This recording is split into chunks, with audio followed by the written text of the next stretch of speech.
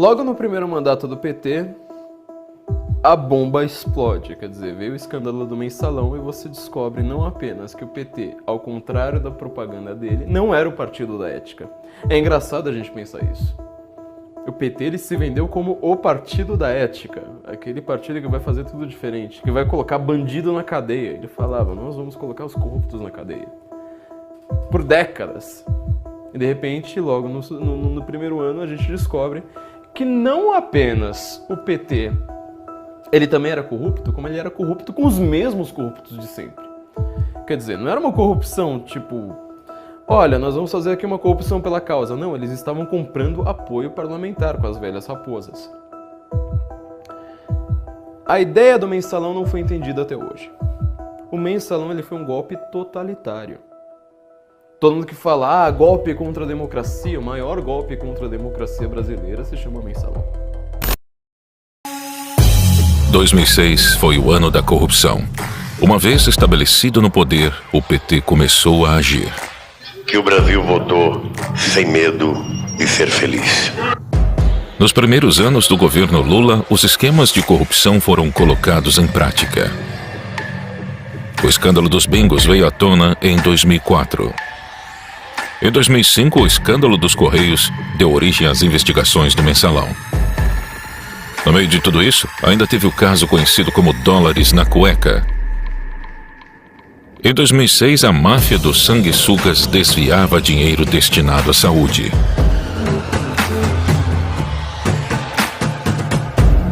E durante o período eleitoral, o escândalo do dossiê que poderia colocar em risco a reeleição de Lula também estourou. O material que acabou apreendido seria negociado com o Partido dos Trabalhadores. As campanhas eleitorais foram deixadas de lado. Nada poderia vazar. A prioridade era atravessar o período eleitoral intacto e não deixar nenhuma ponta solta.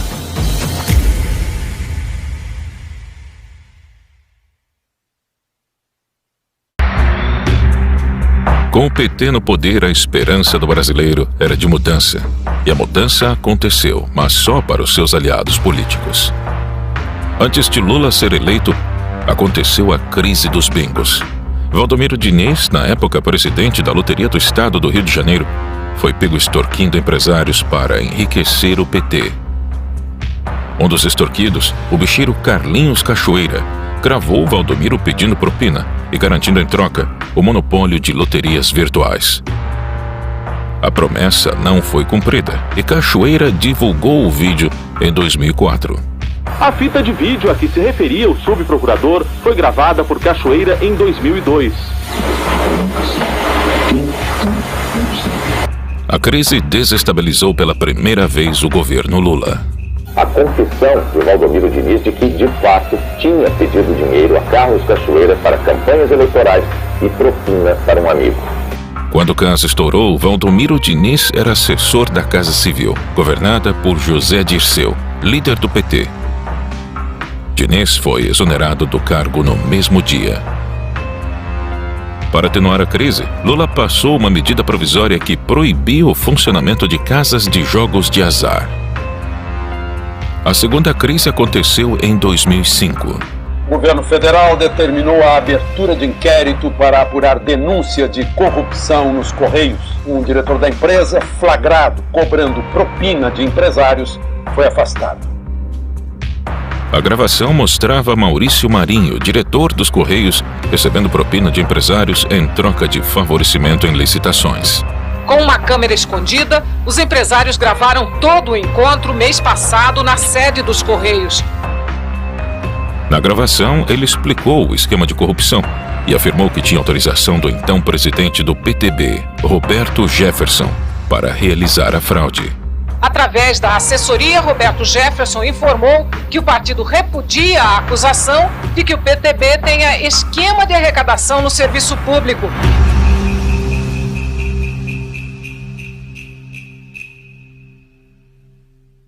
Quando investigado pela CPI dos Correios, Roberto Jefferson abriu a boca. Cabe agora a Roberto Jefferson esclarecer o que diz, o que sabe e o que quer. Maior esquema de corrupção que eu vi nos últimos anos. Que a estatal desviava 3 milhões de reais por mês para o PT. O Mensalão foi exposto. Jefferson afirmou que as estatais foram a fonte de dinheiro do mensalão. Licitações, cargos e indicações impulsionaram o esquema de corrupção. Quais são as joias da coroa, digamos assim, da administração federal? Petrobras, Furnas, Eletrobras, os fundos de pensão. Roberto Jefferson apareceu para depor. Chegou mostrando um hematoma no rosto, consequência de um acidente doméstico. Desconfie de quem não ouviu falar no mensalão. Ou se omite por medo de enfrentar o que eu estou enfrentando aqui, ou recebe. Roberto Jefferson lançou acusações graves contra o governo. Afirmou que o PT pagava mesada para deputados de partidos aliados votarem a favor de projetos do governo. Ele fez de tudo para as investigações não chegarem ao nome de Lula. Ô Zé Dirceu, se você não sair daí rápido, você vai fazer réu um homem inocente que é o presidente Lula. Rápido, sai daí rápido, Zé. Pra você não fazer mal a um homem bom, correto, que eu tenho orgulho de ter apertado a mão.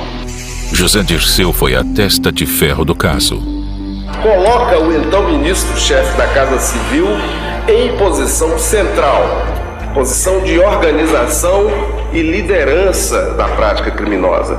Ele era a principal liderança do governo petista e aceitou ser responsabilizado por toda a articulação do esquema para salvar o presidente. O esquema envolvia também o tesoureiro do PT, Delúbio Soares, e o publicitário do governo, Marcos Valério.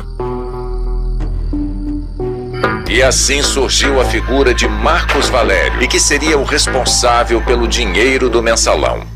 O encontro de José Dirceu com o presidente do DMG, acompanhado de Valério e Delúbio Soares, ocorreu no dia 20 de fevereiro de 2003. Lula brincou de ator e fingiu surpresa com o caso. Estou convencido que esse negócio de mensalão me cheira um pouco a folclore dentro do Congresso Nacional. Pode ter outro tipo de coisa que os deputados podem saber, mas eu não acredito que tenha mensalão. José Dirceu, da Casa Civil, foi o primeiro a deixar o ministério. Não me considero fora do governo, me considero parte integrante do governo. José Dirceu saiu da Casa Civil e Lula colocou uma antiga revolucionária do Partido dos Trabalhadores no cargo, Dilma Rousseff. É um compromisso comigo mesmo, de agradecer a todos aqueles que rezaram por mim, que fizeram orações por mim. Em meio ao mensalão, Adalberto Vieira, assessor do deputado José Guimarães do PT, foi detido pela Polícia Federal no aeroporto de Congonhas. Ele tinha R$200 mil em uma maleta e mais $100 mil na cueca. Os valores não declarados seriam usados para os pagamentos do mensalão. Um dirigente do PT foi preso em São Paulo ao tentar embarcar num voo para Fortaleza com R$200 mil e $100 mil. José Adalberto disse que a quantia era dele, mas não quis dar explicações sobre a origem. Brasília estava pegando fogo e a situação iria piorar.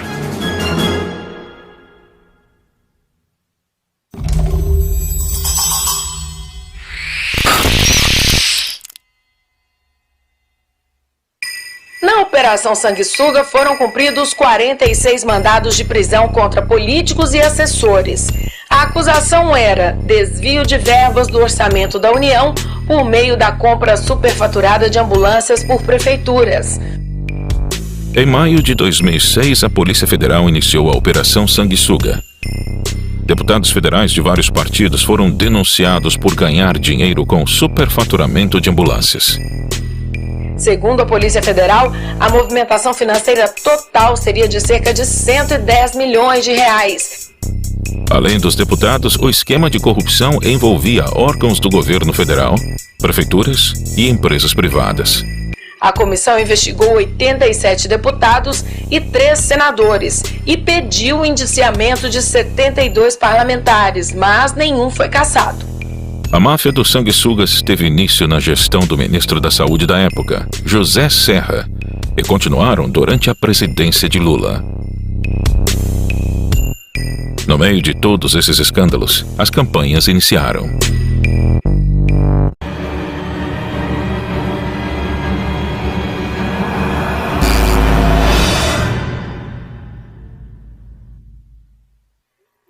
Em Cuiabá, a Polícia Federal abriu inquérito sobre a origem do dinheiro encontrado com Gedimar Pereira Passos e Valdebran Padilha. Os dois devem ser transferidos de São Paulo para Cuiabá ainda esta noite. Devem depor a Polícia Federal e ao Ministério Público Federal. Faltando um mês para o primeiro turno, outro escândalo surgiu. Os petistas Valdebran Padilha e Gedimar Pereira foram presos com R$1.700.000 no Hotel Ibis, em São Paulo. Valdebran Padilha se hospedou neste hotel na quarta-feira da semana passada. Ele revelou à Polícia Federal que naquele mesmo dia recebeu de Gedimar Passos o total de R$1 milhão. O restante do dinheiro só seria entregue depois que o dossiê chegasse a São Paulo. O pagamento estava combinado para sexta-feira até a hora do almoço e o negócio seria fechado no quarto do hotel. A dupla ia usar o dinheiro para comprar um dossiê que comprovaria o envolvimento de Serra e Alckmin com a máfia dos sanguessugas. As imagens mostram o então ministro da Saúde, José Serra, numa solenidade pública de entregas de ambulância. O material que acabou apreendido seria negociado com o Partido dos Trabalhadores. Quer dizer, de onde veio esse dinheiro? Quem são as pessoas? Qual era o propósito? Porque isso está contra as regras da normalidade do jogo democrático. O dossiê seria entregue em São Paulo para Valdebran Padilha, filiado ao PT e arrecadador de campanha em Mato Grosso. A missão de Valdebran era se certificar da existência do dinheiro que pagaria as informações de Vedoim. Em declaração à Polícia Federal, Gedimar afirmou que tinha sido contratado pelo assessor pessoal de Lula, Freud Godoy. Na Secretaria Particular da Presidência da República, em Brasília, trabalham Freud Godoy, que, como disse Gedimar no depoimento, tem uma empresa de segurança. Freud é filiado ao PT desde 89, trabalhou em todas as campanhas do presidente Lula e hoje é assessor especial da Presidência da República, lotado na Secretaria Particular da Presidência. Ele tem uma sala no Palácio do Planalto, no mesmo andar do gabinete de Lula. Lula não participava dos debates, não dava entrevistas e não dava explicações sobre o dossiê fora do horário eleitoral gratuito. Cristóvão Buarque perguntou a Lula, ainda que ele não estivesse no debate, como ficaria a situação do presidente caso algo fosse descoberto sobre a participação dele no dossiê. O presidente Lula preferiu trocar o debate que você acabou de ver aí por um último comício. Foi em São Bernardo do Campo, no ABC Paulista, onde ele começou na vida política. Como que um governo mergulhado em escândalos se reelegeu com tamanha facilidade? Durante a campanha daquele ano, uma operação de guerra com duas peças fundamentais foi montada para salvar Lula das acusações de corrupção. Primeiro, Marcos Valério. O empresário recebeu R$200 milhões do PT para não falar no nome de Lula e poupar o presidente quando investigado pela polícia no Mensalão. O senhor combinou diretamente com o presidente da República ou fez por intermediários? O senhor não vai responder. Segundo, Fernando Henrique Cardoso. O ex-presidente concordou em tranquilizar a oposição para não criar uma divisão no Brasil. Os tucanos aceitaram a ordem de FHC e a ideia de derrubar o PT do governo definhou.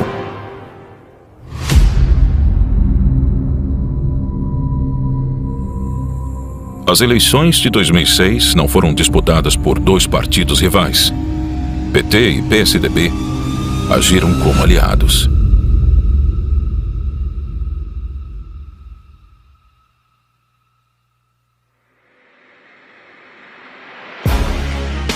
Em 2010, Lula não poderia se recandidatar à presidência.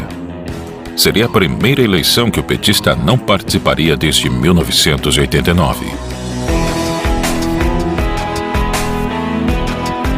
De 2006 a 2010, Lula aumentou os gastos públicos, imprimiu muito dinheiro, liberou crédito e criou mais ministérios. De quebra, os programas sociais garantiram sua popularidade. A aprovação de Lula era alta, 80%. O clima era de continuidade. Mas o sucessor de Lula era uma incógnita e o PT se desdobrava para encontrar o melhor nome.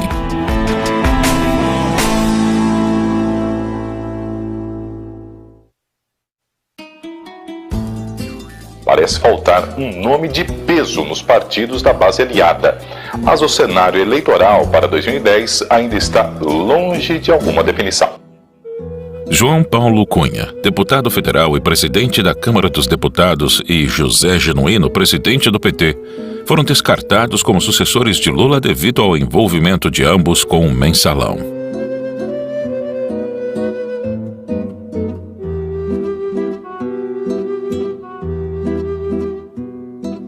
Antônio Palocci, outro nome forte, deixou de ser uma opção quando a CPI dos bingos descobriu sua ligação com o escândalo.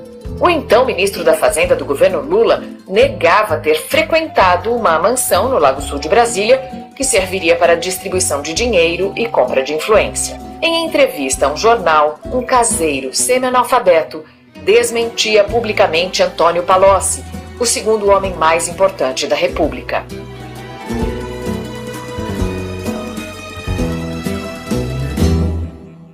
José Dirceu era o principal cotado para a posição. Era o homem forte do PT. Ele foi presidente do partido até 2002 e tinha muita influência. Dirceu foi o responsável por contratar Duda Mendonça e moderar a postura do PT para vencer a eleição de 2002. Como ministro-chefe da Casa Civil, Dirceu ficava como responsável pelo governo, enquanto Lula viajava pelo país. O poder estava centralizado nas suas mãos. Na Casa Civil, Dirceu passou a fazer a articulação política do governo no Congresso, ao mesmo tempo em que coordenava também os principais programas dos diversos ministérios. Dominava as políticas públicas e os ministérios. Seu poder era tanto que ele era conhecido nos bastidores como o primeiro-ministro. E quem concedia os poderes ao primeiro-ministro era o rei.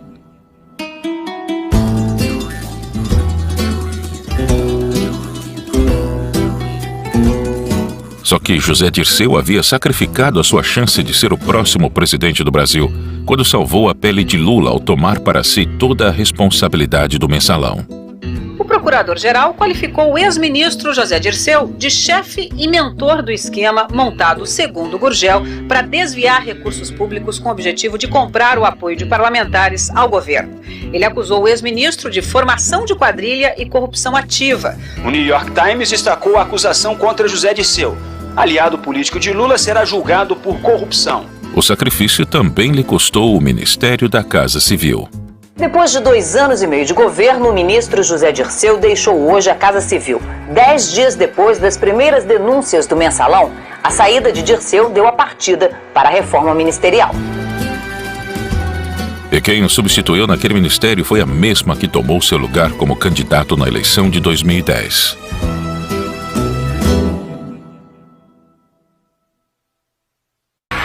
Dilma Rousseff era dona de uma personalidade nula, perfeita para ser fantoche de Lula.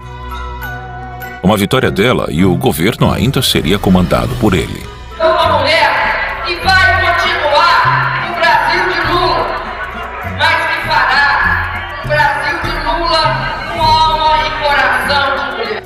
Lula e Dilma faziam visitas às obras do PAC. O projeto foi criado pelo governo em 2007, quando Dilma era ministra-chefe da Casa Civil. O programa de aceleração de crescimento tinha o objetivo de acabar com a pobreza. Suas obras estavam atrasadas e o PT aproveitou para maquiar uma campanha eleitoral. O presidente Lula passou o dia no Rio inaugurando obras do programa de aceleração do crescimento. Ele veio acompanhado da ministra-chefe da Casa Civil, Dilma Rousseff. Mas a manobra não deu certo e o TSE multou a dupla por campanha eleitoral antecipada. O tribunal julgou procedentes 2 representações do Ministério Público Eleitoral, que acusavam Dilma, Lula e o PT de extrapolar a propaganda partidária da legenda em 2010 e fazer propaganda antecipada da candidatura de Dilma à presidência da República. Os marqueteiros do Partido dos Trabalhadores se esforçaram para compensar a falta de carisma e a capacidade da candidata. Por isso, a imagem de Lula era constante nas propagandas eleitorais.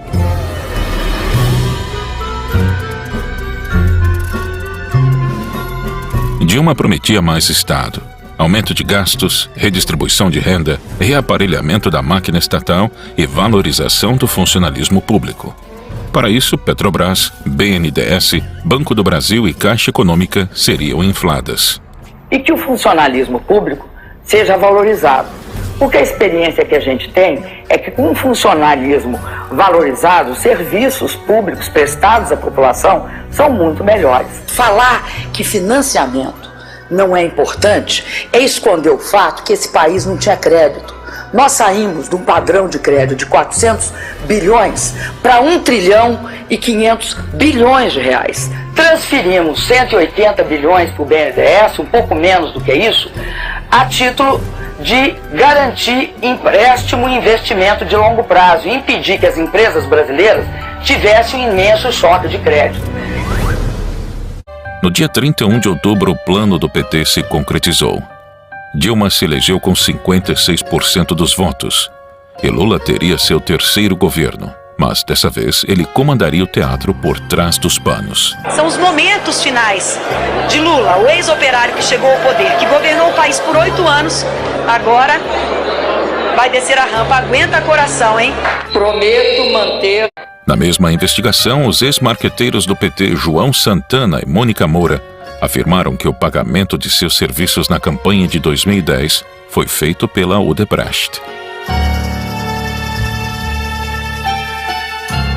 Os marqueteiros das últimas 3 eleições presidenciais do PT prestaram depoimentos hoje ao juiz Sérgio Moro. Eles confirmaram que houve caixa 2 nas campanhas dos ex-presidentes Lula e Dilma Rousseff. Que em 2011 a Odebrecht pagou uma parte que eles tinham combinado pagar comigo, para mim, da campanha da presidente Dilma em 2010.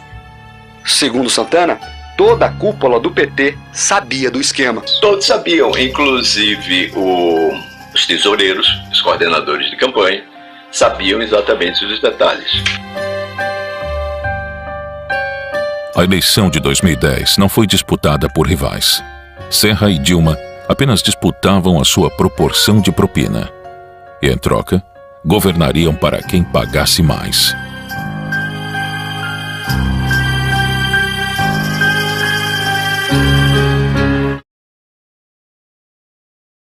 As eleições de 2014 são emocionantes.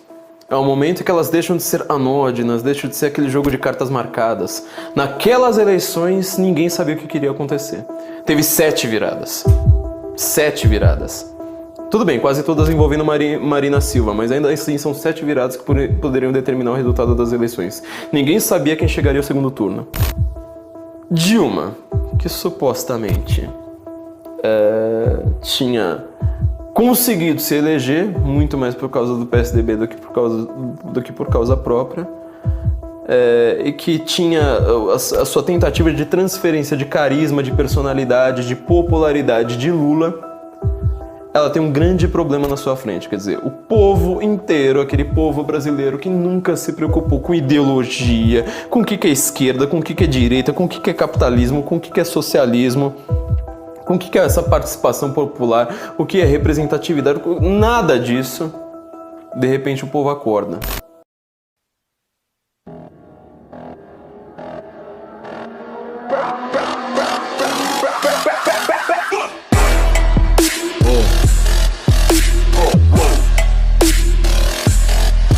Estamos aumentando o IOF, que hoje é de 0,38%. E o conselho é evitar as manifestações, já que algumas terminaram em violência, e respeitar a orientação das autoridades locais.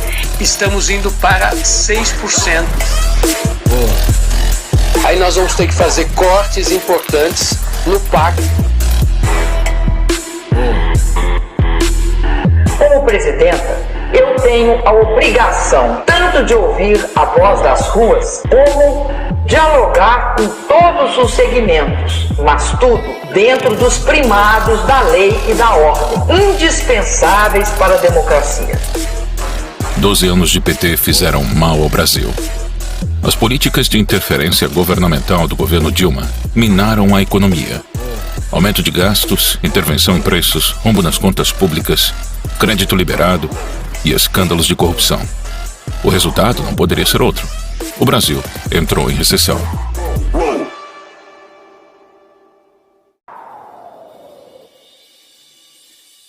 O esquema de corrupção na Petrobras foi descoberto graças a outra investigação que colocou políticos e empresários na cadeia, o Mensalão. Documentos da Justiça Federal revelam que foi a apuração do esquema de compra de votos de parlamentares que levou à Operação Lava Jato. A eleição de 2014 foi muito parecida com a de 2006. A corrupção pautou as discussões daquele ano. Enquanto o mensalão era descoberto, outro esquema de corrupção estava sendo montado: o Petrolão.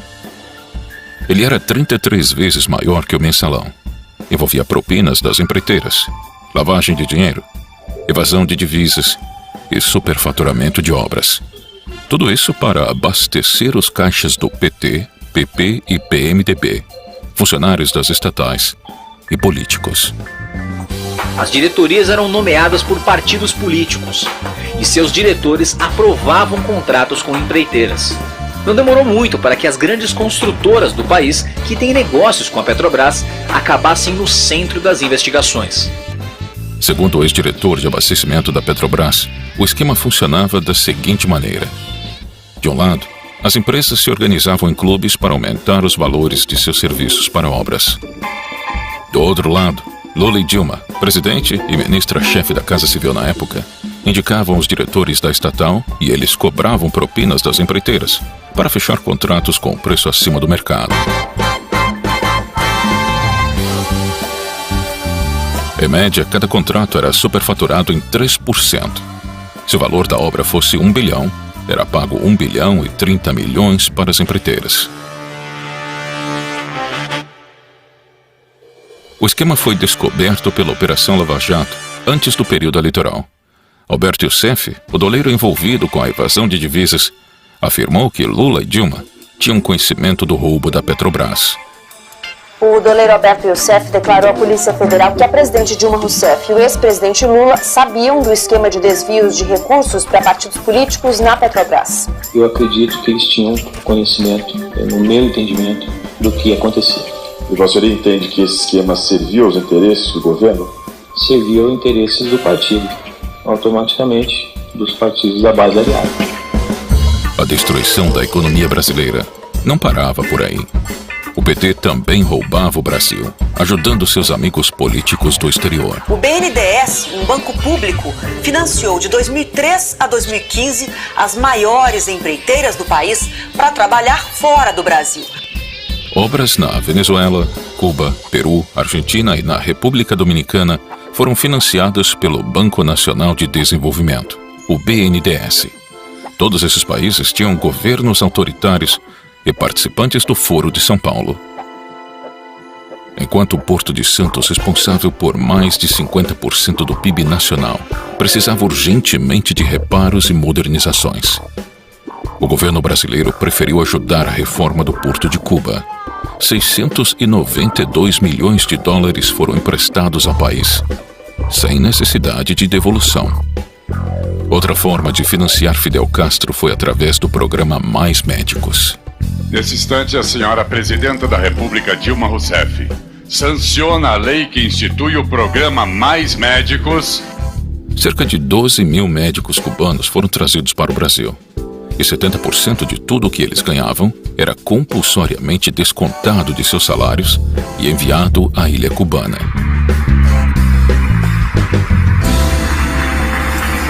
E assim começaria a disputa presidencial de 2014.